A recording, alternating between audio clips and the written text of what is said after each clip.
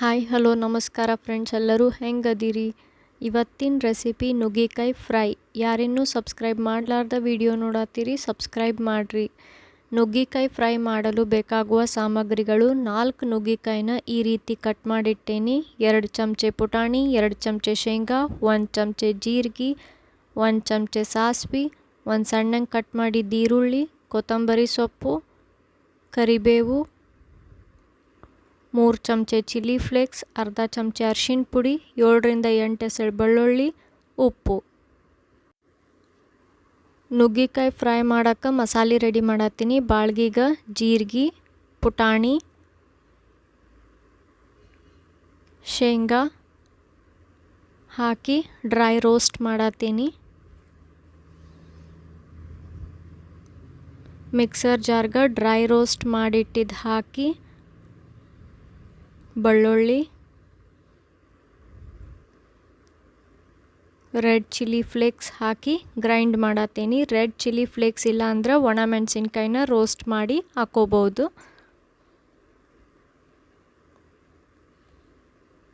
ಮಸಾಲೆ ಗ್ರೈಂಡ್ ಮಾಡಿ ಇಟ್ಟೇನಿ. ಬೋಗಣಿಗೆ ನೀರು ಹಾಕಿ ನುಗ್ಗಿಕಾಯಿ ಹಾಕಿ 5 ನಿಮಿಷ ಕುದಿಸಾತೇನಿ. 5 ನಿಮಿಷ ಆದಿಂದ ನೀರು ಬಸದಿಟ್ಟೇನಿ. ಬಾಳ್ಗಿಗೆ ಒಗ್ಗರಣೆಗೆ ಬೇಕಾಗುವಷ್ಟು ಎಣ್ಣೆ ಹಾಕಿ ಸಾಸಿವೆ, ಜೀರಿಗೆ, ಕರಿಬೇವು,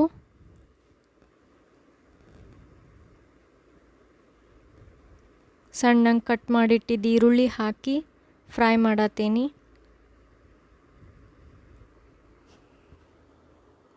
ಫ್ರೈ ಮಾಡಿದಿಂದ ಅರಿಶಿನ ಪುಡಿ ಹಾಕಿ ಮಿಕ್ಸ್ ಮಾಡಿ ಕುದಿಸಿಟ್ಟಿದ್ದ ನುಗ್ಗಿಕಾಯಿ ಹಾಕಿ ಮಿಕ್ಸ್ ಮಾಡತ್ತೇನಿ.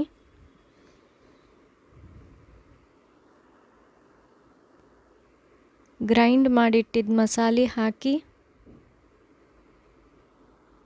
ಮಿಕ್ಸ್ ಮಾಡತ್ತೇನಿ.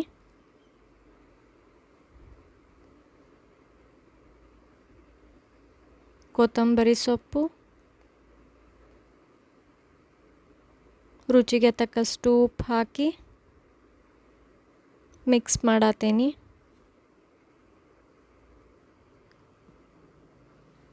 ರುಚಿಯಾದ ಸೈಡ್ ಡಿಶ್ ರೆಸಿಪಿ ನುಗ್ಗಿಕಾಯಿ ಫ್ರೈ ರೆಡಿ.